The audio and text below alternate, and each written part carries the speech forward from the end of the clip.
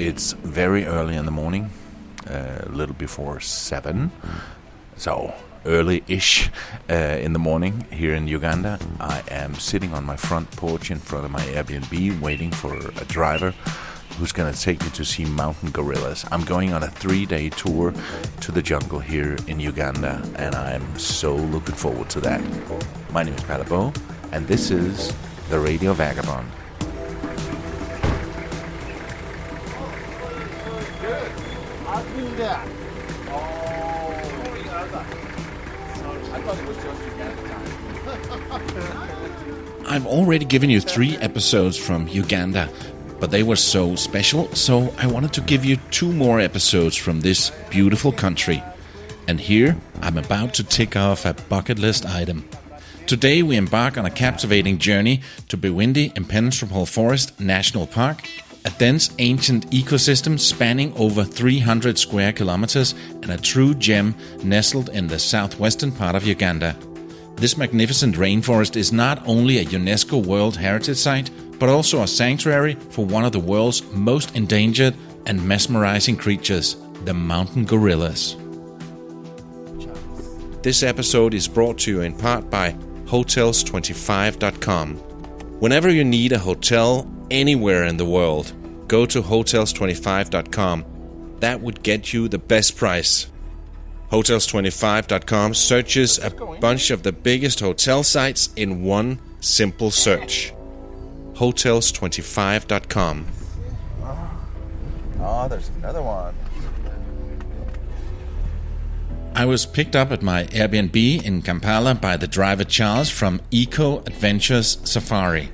It's a 3-day trip with 1 day of driving from Kampala, 1 day of trekking, and 1 day driving back. We're going to one of Africa's oldest rainforests. And speaking of rain, it was pouring down as Charles picked me up. I don't hope the rain's gonna follow us. Yeah.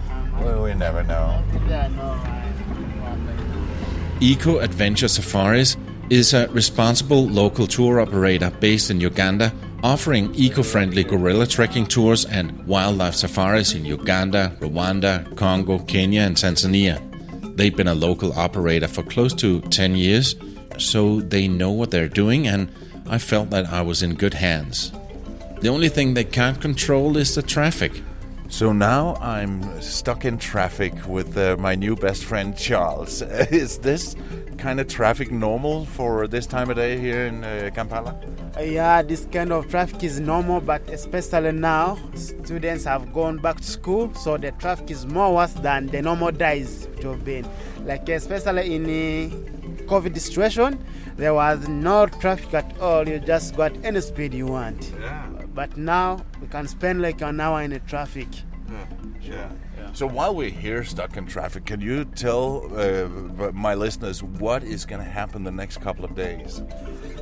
It will be really marvelous. You'll enjoy it. It'll be fantastic. Yeah. So first today we're driving, but we're going to get to where we're going in the afternoon. Yeah, today our drive is going to take us 10 hours. 10 hours? 10 hours. I thought 6 hours. No, it's 10 hours. Once we reach to our destination, we are likely to do some other activities like walking in the community, interacting with them, seeing the battle, how they used to live in the forest. So then the next day you prepare for your gorilla tracking, which will take you almost 4 to 7 hours, depending where the gorillas are located. Yeah. And then the last day, driving back again. Yeah, the last day is driving back again, having the scenery, having stopover at the equator for the photos where the equator line goes through. Yeah. On the way, Charles asked me if I felt like having a Rolex. I looked at my arm and said, sure. But no, he wasn't talking about the luxury watch, but a delicious and satisfying snack that shares the same name. The Rolex is essentially a Ugandan-style omelette rolled up in a chapati, a thin and soft flatbread. The name Rolex is a playful combination of the words rolled and eggs, capturing the essence of this delicious street food. Because when it comes to food, Uganda has its own unique culinary delights, and one of the most popular street foods that has gained popularity both locally and internationally is the Rolex.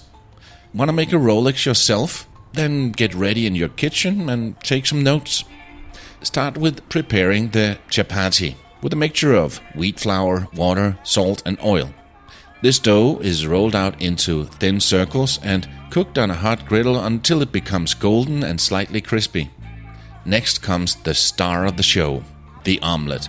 Eggs are beaten with salt, pepper, and sometimes onions, tomatoes, and other vegetables to add flavor.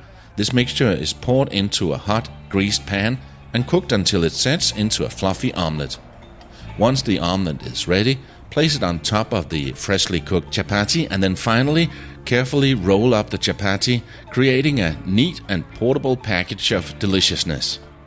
The Rolex is not only a tasty snack, but also a convenient and affordable option for people on the go. You can enjoy it as a quick breakfast, a satisfying lunch, or a snack any time of the day. Beyond its culinary appeal, the Rolex has also become a symbol of Ugandan entrepreneurship. Many Ugandans have taken to selling Rolexes as a way to earn a living and support their families, like we heard of in one of the episodes from the Acholi quarter in Kampala. Good evening. My name is Bond. Radio Vagabond. In the afternoon, we arrived to the place I'm going to spend the next 2 nights, Rushaga Gorilla Havens Lodge. It's nestled in natural surroundings and offers a peaceful and serene atmosphere. One of the highlights of this lodge is its stunning views. We can admire breathtaking landscapes and the lush greenery of Bwindi Impenetrable Forest from the lodge's dining area. Hi, Christine. Hi. Hi. Nice to meet you. My name is Palla. Who? Palla? Pala. Yeah, Oh, wow. perfect. From where? Perfect. Yes, there is the station from maybe. The sights and the sounds of nature create a tranquil ambience that enhances the overall experience. It's like stepping into a living painting with an awe-inspiring panorama. Wow, what a view. I'm blown away as I enter the place and Christine from the lodge hands me a glass of fruit juice. Oh my God, it's beautiful. Thank you. I think it's the best view in Uganda. It's nice. I loved it. Oh my God, it's good. Yeah, that is perfect.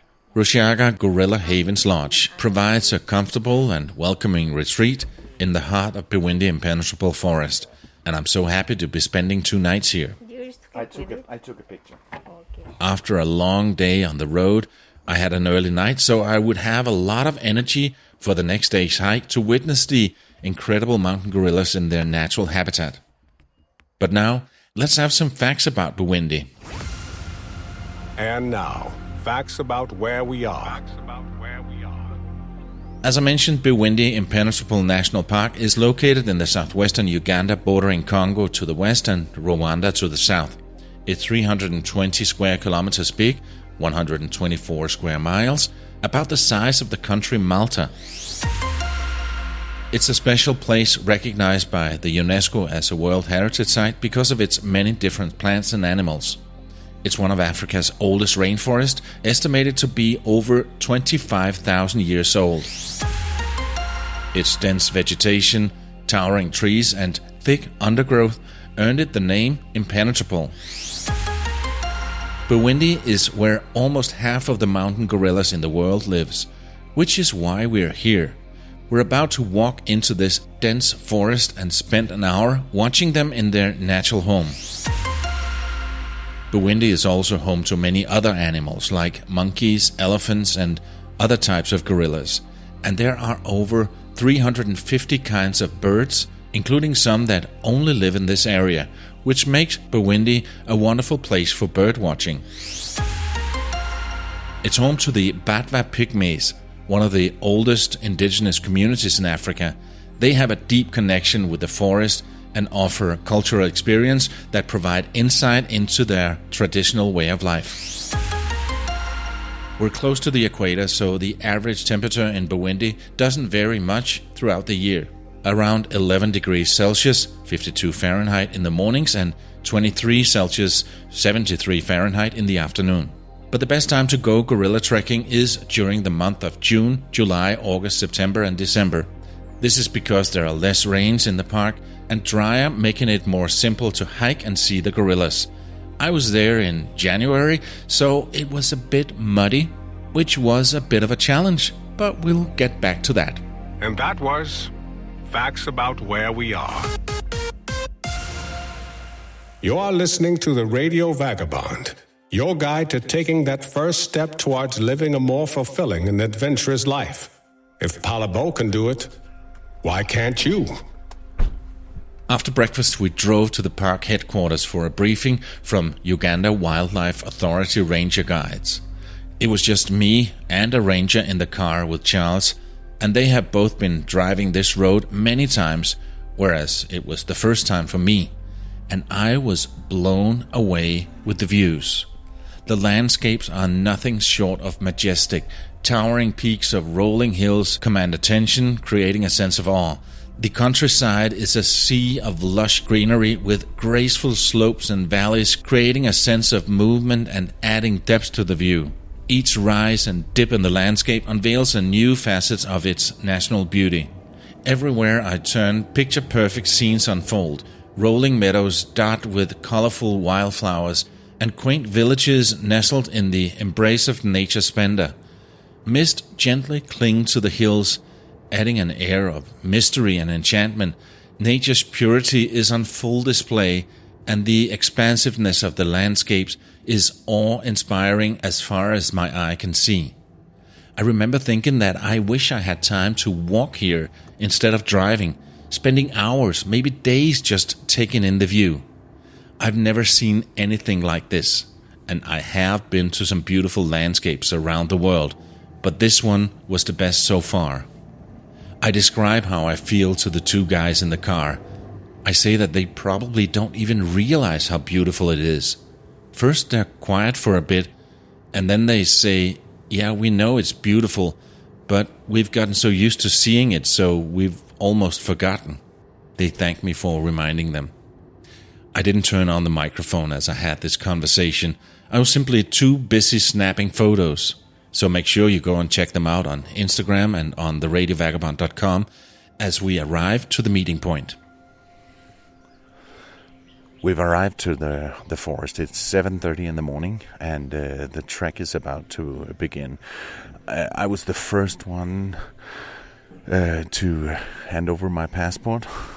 Well, a picture on it on my phone, and now the rest of the people who are going today are arriving slowly, and then we'll get a briefing. Hello. My name is Expedito, and I'm one of the lead guides here, and I would like to introduce to you a team of ladies. It's called the Rushaga Community Handicraft Association. Those are the people who live adjacent the national park. So they have really come here to entertain you, put you in the mood of gorilla tracking. So please, feel free to capture videos, take good photos, and if you feel like going to them and then you start enjoying with them, dancing with them, feel free, do it. Yes, if you feel like shaking your bones, please do it. Enjoy. Before the briefing, a group of women dressed in traditional green clothes were singing, drumming and dancing for us.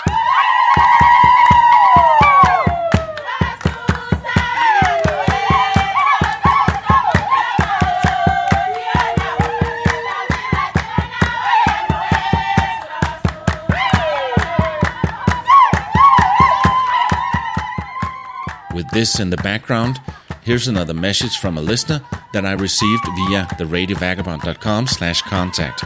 This one's from Julie. Hi, Paula. I just wanted to reach out and tell you how much you have encouraged my husband and I to take the leap to full-time travel. We have been working toward the dream of a nomadic lifestyle for a couple of years and have made major life changes to do so.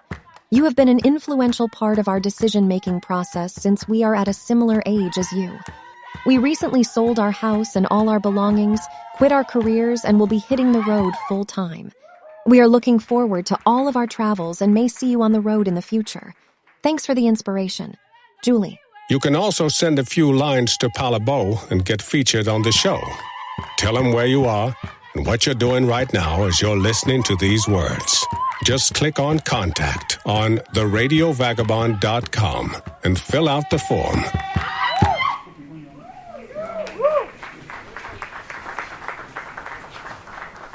Here where you are seated now, you are at Rushaga in the southern part of Bwindi. And around Bwindi, you can see mountain gorillas at 4 tourism gates, at 4 gates. When you go to the north of this forest, we have Buhoma. Then in the east, we have Ruhija. And also in the south, we have Nkuringo. And in the whole world, it is here in Bwindi. After a briefing with the entire group of people, we were divided into smaller groups of 8, and we got to meet our 2 ranger guides before they led us into the thick, impenetrable forest to start our search for the rare mountain gorillas. Your name? Jared. Nathan? Nathan. Oh, like my brother. Ah, Aaron. Aaron. Martin. Daphne? Yes. Ah. Pella. Pala? Aman. Cool. You have Ugandan names, so you can rather stay here with us. One of them, Amos, tells us to make sure that we have enough power and space on our cameras for photos, because there's going to be a lot to take pictures of. And friendly group. But you will disappoint me if you've not fully charged your batteries and if you've not deleted most wanted pictures. Please create enough space in your cameras. Because Muchunguzi is really a very nice family that will give us what we want. Okay? Babies, mothers, and one big boss. Yes, and personally, the babies give me new experience all the time. This is why even my long time with the gorillas, which is 9 years now, I really feel like I should ever visit the gorillas because of the little babies. So I must try my best and make sure that we've had experience with the babies. But please, can you avoid hugs? We'll try. With it's the gonna gorillas. be hard. You gotta watch this one. Okay. Otherwise, if you hug one of them, the silverback may fall in love with you. And you know he is as strong as 9 men. So take care. So we will drive to the starting point. May I know how many would like to use portraits? He said that there's a 99% guarantee that we'll find the gorillas. I was wondering how they're able to make that promise in a big rainforest like this one. Do they have GPS trackers on the gorillas? But Amos told me that they haven't. They're just good at their job and very well organized. The trek is guided by experienced trackers who monitor the gorilla movements all day in the forest, 16 hours a day, rain or shine. That way they know where the gorilla spent the night. They're also very experienced and know a lot about the gorilla families, their preferred areas and their movement patterns. And trackers head out early in the morning and follow the signs such as track, dung, broken vegetation and vocalization to locate the gorilla groups. They're in radio contact with Amos and the other guides, so they will know where to take us. After a short drive, the ranger guides are leading us through the trek, clearing trails, creating new trails with machetes, and sharing information about the mountain gorillas and Bwindi Forest throughout the trek. Amos, yes. What was the name of the family we're visiting? It's Muchunguzi gorilla family. And how many? You mentioned there are some babies? There are some babies. It's a family of 14 with a couple of babies, couple of moms, and one dominant male. So 14 and just one big male? Yes. Yeah. Always the number in the group changes. And if it's too big for him, this is why during their interactions, some individuals transfer. they switch from their original family and join the other families. Yeah. So the group changes all time. Yeah. Females going in, females going out, some dying, some giving birth.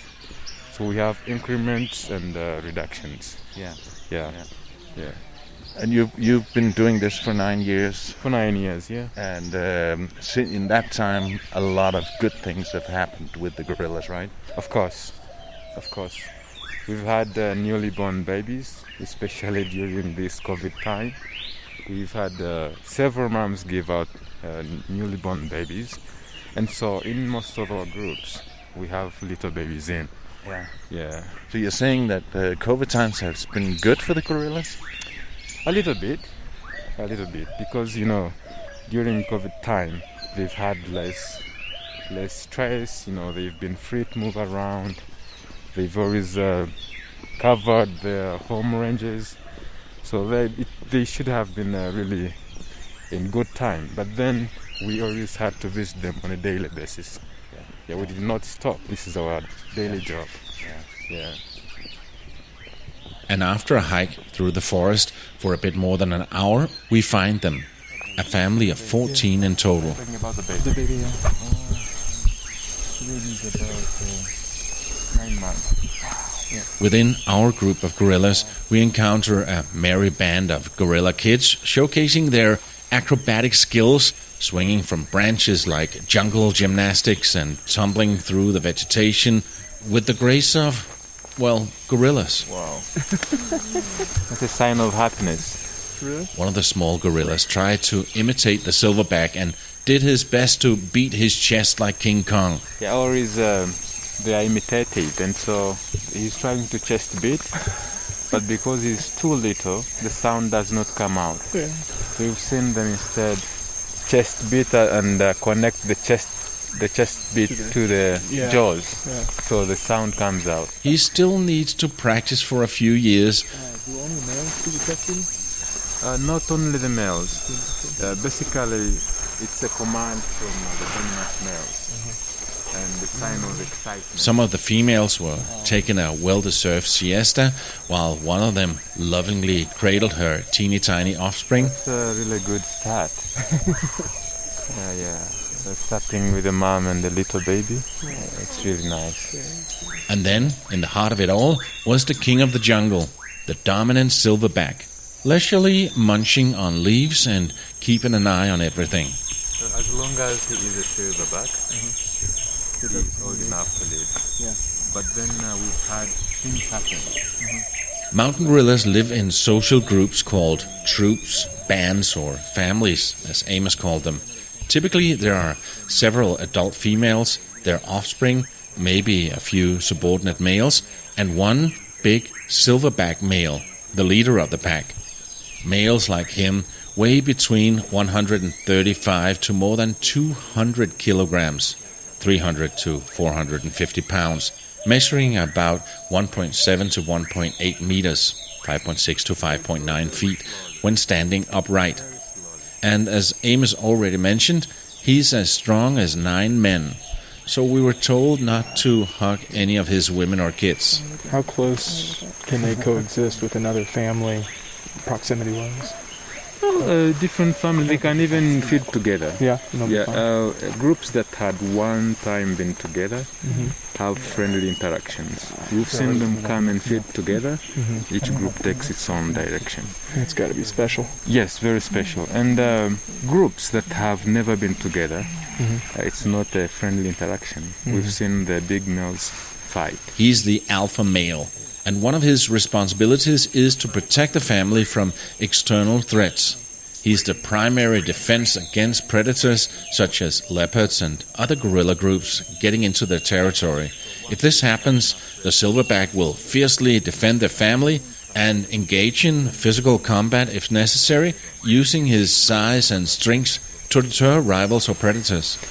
And during the fights, they're trying to attract the females, to pick out the females from a different family.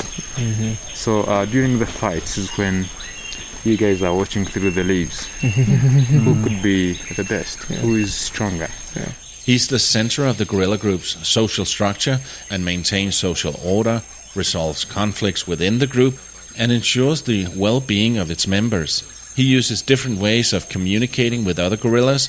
When threatened, he may show aggressive behavior like chest beating, shouting, or charging. It's mostly just for show, just to scare potential threats away, rather than actually going into a fight. In other words, the silverback is the boss, the decision maker, something we got to see a bit later. They transfer to a different family. This is because females wouldn't be met by their own brothers and dads. They need to separate. So in most cases, females that are soon getting pregnant, soon conceiving, always leave their families and join new silverbacks. Can it be during one of those friendly interactions too? Or is it all... Yeah. These magnificent creatures seem to be putting on a show just for us. They were all cool about our presence, striking their best poses and giving us a front row seat to their gorilla extravaganza. It was like they'd been rehearsing their acts for a sold-out crowd of awestruck humans. I would follow a million more times to do this. We were told that we were only allowed to interact with them for 1 hour, and that we should keep silence while being with them and resist the temptation to hug them. But we got to take a lot of photos. Go see mine and some of the pictures from the other people in the group on the radiovagabond.com. Very acrobatic. The hour wished by in a flash, leaving us yearning for more. But it was like the silverback had an internal gorilla clock, because right on cue, after a precisely timed 60 minutes, he rose to his feet. Without skipping a beat, he snapped one of the unsuspecting female gorillas by the arm and swung her along as he wandered away in a fast pace. She didn't see it coming, the poor thing. It was like he declared, "Alrighty then, show's over, folks. Time to hit the road." Okay, I think they think our time is over. And but it felt like 5 minutes. Yeah, they cheated us. Okay, thank you. Souvenir. Yeah, exactly. The hour felt like 5 minutes. How time flies when you're in the presence of greatness. It was a truly magical encounter with these remarkable creatures. They had us captivated, entertained, and emotionally invested in their little gorilla drama. And just like that, the curtain fell on the performance. But the memories of that 1 hour will stick in my mind forever, reminding me that sometimes the greatest shows are the ones that unfold in the wild.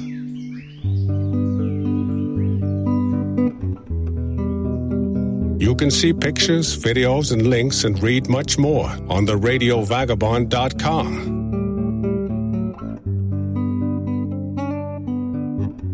After witnessing these magnificent creatures chow down their leafy delicacies, it was our turn to refuel.